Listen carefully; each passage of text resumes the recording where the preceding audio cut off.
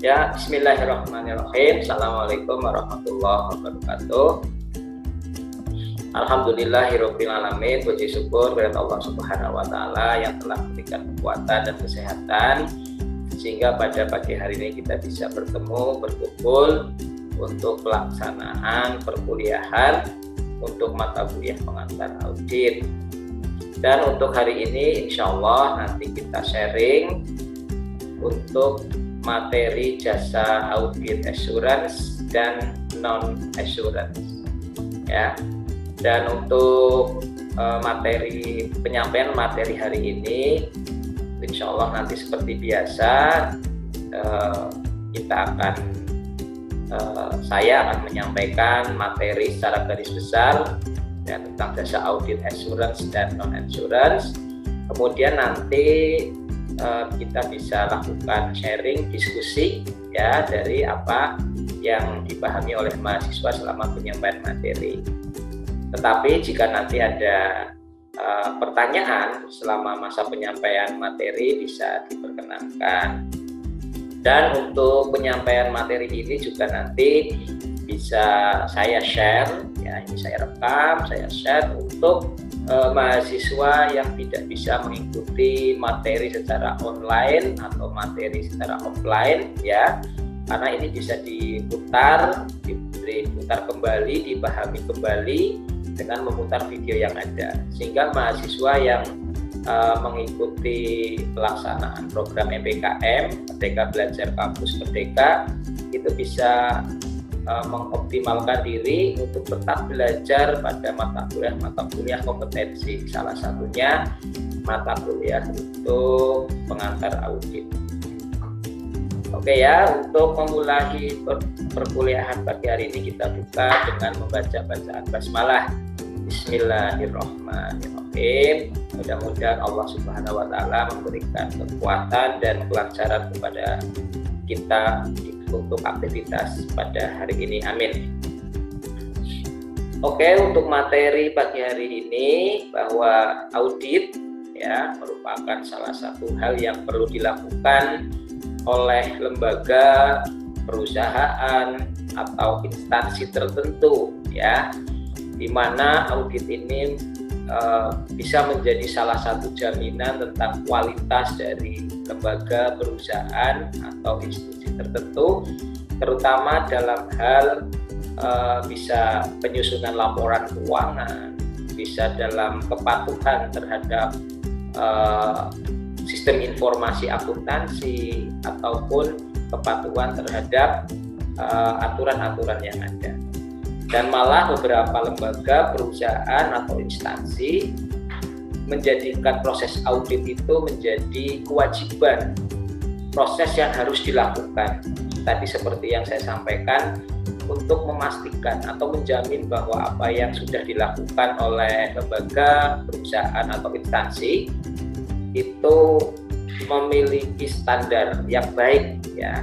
Terutama nanti kita jelaskan bahwa apa yang dilakukan oleh manajemen itu akan bermanfaat dalam proses pengambilan keputusan.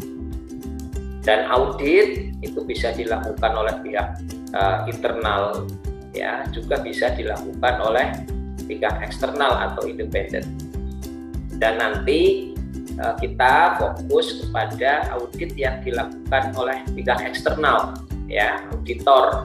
Bisa auditor secara personal maupun dilakukan oleh auditor secara kelembagaan. Ada dua jenis jasa yang bisa diberikan oleh auditor atau lebih luasnya di kantor akuntan publik ya, KAP. Yang pertama jasa assurance. Ya, jasa assurance itu jasa yang diberikan oleh seorang profesional independen yang tujuannya untuk meningkatkan kualitas informasi bagi para pengambilan keputusan, dan di mana para pengambil keputusan tersebut itu memerlukan informasi yang andal, informasi yang bisa terpercaya, informasi yang tingkat kebenarnya bisa diakui ya. dan relevan. Ya, relevan itu terkait dengan bahwa informasi yang dimiliki itu memang identik dengan dasar untuk pengambilan keputusan. Relevan itu artinya informasi itu memang pas digunakan untuk pengambilan keputusan. Ya.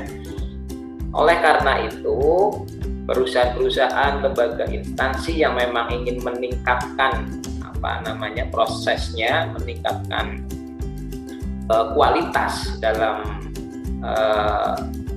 output informasi yang dilakukan, mereka akan mencari jasa assurance untuk menjamin atau meningkatkan kualitas informasi yang akan dijadikan sebagai basis keputusan yang akan dilakukan.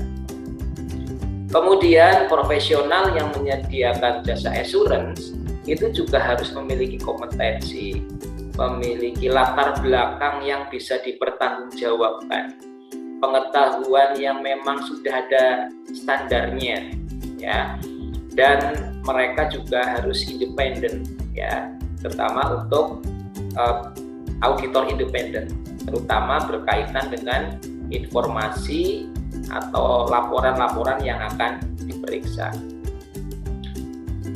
Salah satu jasa assurance yang diberikan oleh profesi akuntan publik, ya, auditor, terutama auditor independen, adalah jasa atestasi. Apa sebenarnya jasa atestasi itu? Ya, yang disebut dengan jasa atestasi adalah jenis jasa assurance, ya, atau jasa penjaminan, di mana kantor akuntan publik itu mengeluarkan laporan yang berisi tentang reliabilitas suatu asersi, ya, penilaian terhadap laporan yang disiapkan oleh pihak lain. Ya, nanti ada beberapa jasa atestasi yang bisa diberikan oleh auditor independen dalam kantor akuntan publik. Yang pertama itu audit atas laporan historis. Audit atas laporan keuangan historis. Ya, dalam audit atas laporan keuangan historis, kalau laporan keuangan historis itu yang kita kenal, kalau Anda terutama sudah belajar di akuntansi dasar itu menyusun laporan keuangan.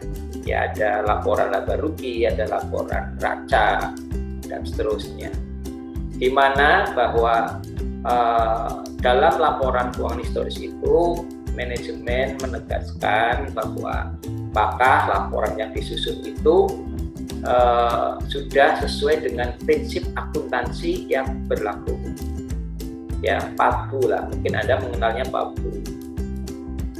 Atau kalau secara internasional ya GAAP, ya, General Accounting Accepted Principle. Ya, kalau di kita ya namanya SAK, Standar Akuntansi Keuangan. Kemudian ada jasa atestasi yang lain, yaitu jasa atestasi mengenai pengendalian internal atas pelaporan keuangan. Ya, kalau misalkan yang pertama, ya, audit atas laporan keuangan historis itu identik dengan model audit laporan keuangan. Ya, tapi kalau yang atestasi mengenai pengendalian internal atas pelaporan keuangan, nanti Anda akan belajar ada bentuk audit yang lain. Misalkan ada audit operasional. Ya, salah satu bentuk audit operasional ya nanti tentang pengendalian internal atas pelaporan keuangan. Bahwa apakah pengendalian internal itu sudah dikembangkan, diimplementasikan mengikuti kriteria yang sudah mapan, sudah mengikuti standar operasional yang sudah ditentukan. Ya, SOP-nya sudah ada atau tidak dalam penyusunan atau dalam proses pelaporan keuangan. Kemudian yang ketiga, review atas laporan keuangan, terutama untuk laporan keuangan historis. Ini sama seperti audit pada laporan keuangan historis, ya. Review atas laporan keuangan historis ini manajemen menegaskan bahwa apakah laporan keuangan itu juga sudah dinyatakan secara wajar atau tidak jika dibandingkan dengan standar akuntansi keuangan yang berlaku. Akuntan publik itu hanya memberikan tingkat kepastian, terutama ini memang agak berbeda dengan audit laporan keuangan yang memberikan opini. Ya, ini memberikannya itu pada level yang moderat, pada level yang sedang ya terhadap laporan keuangan yang disusun oleh manajemen. Nanti bisa dibaca lebih lengkap dari PowerPoint ini. Kemudian jasa atestasi yang keempat itu jasa atestasi mengenai teknologi informasi. Atestasi mengenai teknologi informasi ini manajemen mengeluarkan berbagai asersi ya, penilaian tentang misalkan bagaimana reliabilitas dan keamanan informasi elektroniknya. Ya, jadi untuk menjamin kepada pengambil keputusan bahwa output dari penggunaan teknologi informasi ya, sistem informasi akuntansi itu menjamin bahwa itu sudah sesuai dengan prosedur tadi yang hampir sama dengan pada saat pembahasan di sistem informasi akuntansinya. Nanti ini juga bisa dibaca lebih lengkap untuk jasa yang keempat. Selain itu juga auditor akan memberikan jasa-jasa atestasi lain. Ya, misalkan memberikan nanti ada konsultan ya.